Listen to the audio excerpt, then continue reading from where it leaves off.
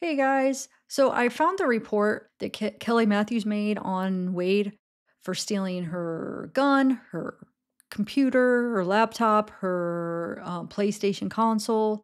So I found that. I wanted to read it for you guys. So it's a Palm Beach Sheriff's Office.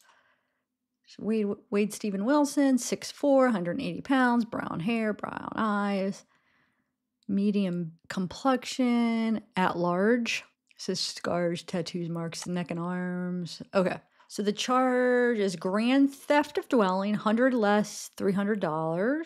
False owner info pawn items less than 300, dealing in stolen property. Okay, so let's read this report here. Okay, so it says Deputy Rashidi responded to Blank Street in the city of Lake Worth in reference to a delayed domestic related incident, which later was determined to be a theft investigation. Deputy Rashidi made contact with the complainant, Kelly Matthews, who reported that when she returned home on December 11th, 2018, in the early afternoon, she discovered that several of her personal belongings were missing from inside her residence. She also informed Deputy Rashidi that her boyfriend of 3 months, Wade Wilson, was not home, nor was a close friend of hers, Sarah Shaps, who was temporarily staying with her.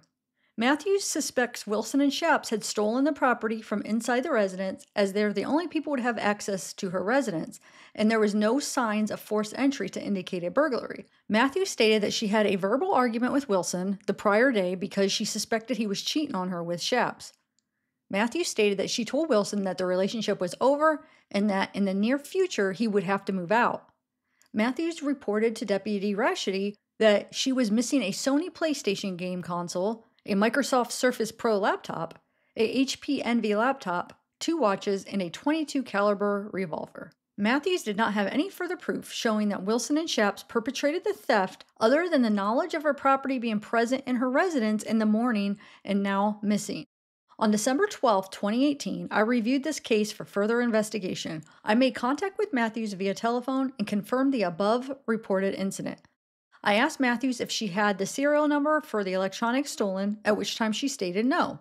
She did inform me that the HP Envy laptop was password protected, and the logon screen displayed her name. She stated that the screen on the laptop was cracked in the upper left corner. Matthews further explained that she noticed this laptop missing from her residence since early November. She said that she suspected Wilson had taken it and confronted him about it. Wilson stated to her that he did in fact take it and was borrowing it for personal use and would later return it when he was done. Matthews stated she believed that Wilson would return it until the day she returned home to find her other property missing and no sign of Wilson and Shaps.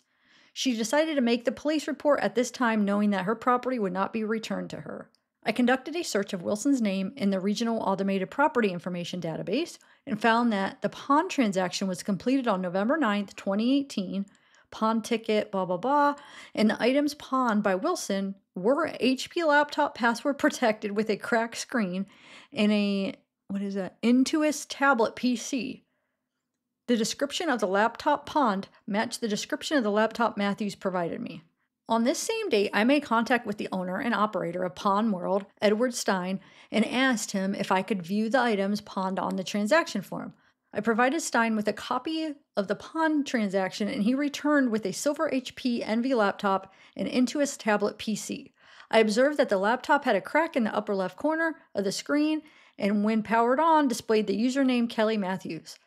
I contacted Matthews and asked her to come to the pawn shop to view the property to confirm it was hers. I placed a pawnbroker written hold on the 2 items and obtained the original pawnbroker transaction form that was created the day the property was sold. The transaction form contained Wilson's personal information such as Florida driver's license number, phone number, and current address. The form also listed a description and the dollar amount paid for each item. I obtained a sworn written statement from Stein, which stated he purchased the property from Wilson and followed FSS by obtaining the government-issued ID and thumbprint from the seller. I attempted to obtain surveillance video of the transaction. However, due to the time frame, the video was no longer available. Wilson was paid $60 for the HP laptop and $40 for the tablet PC. Matthews arrived at the pawn shop and entered her password into the user log on screen, which allowed access to the computer, confirming the laptop belonged to her. She also confirmed the tablet PC was her property and stated she did not realize it was missing from her residence at the time she made the report. Matthews provided me with a sworn recorded statement stating that she never authorized Wilson to possess or sell her property.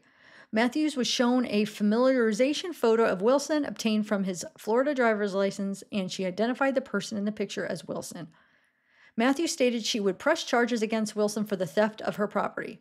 Matthews took possession of her property after paying $100 to the pawn shop as agreed upon between her and Stein. I conducted a criminal history record search of Wilson and found he did not have an arrest history in Palm Beach County. However, he did have a record out of Leon County. I contacted the Leon County Sheriff's Office to obtain fingerprints of Wilson to be compared to the print on the transaction form. I was put in contact with Margaret Springer of the Leon County Sheriff's Office Identification Crime Scene Unit. I provided her with Wilson's information, and she informed me that his prints were on file. Springer emailed me 2 sets of 10 prints belonging to Wilson. I submitted the pawn transaction form and Wilson's 10 prints to PBSO evidence. I submitted a request to PBSO latent prints unit to have Wilson's 10 prints compared to the thumbprint on the transaction form. On December 27, 2018, I received the latent prints report from the PBSO latent print unit completed by latent examiner Parsons. Parsons found the following submission. Pawn ticket was determined to have a fingerprint of comparison value. The submission was compared to submission 2, finger, right thumb of Wade Wilson, Leon County prints, and it was determined both prints originated from the same source.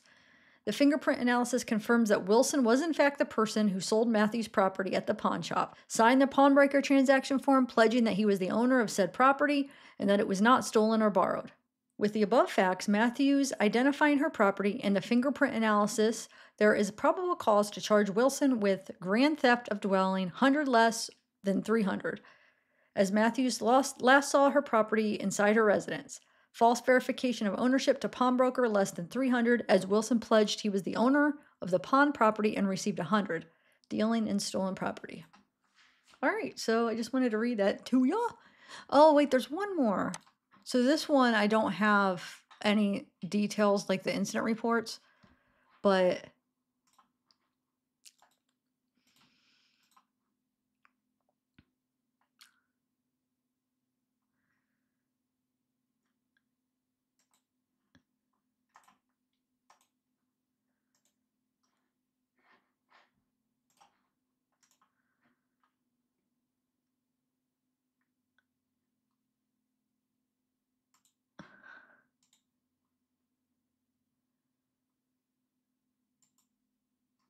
and shout out to Amy.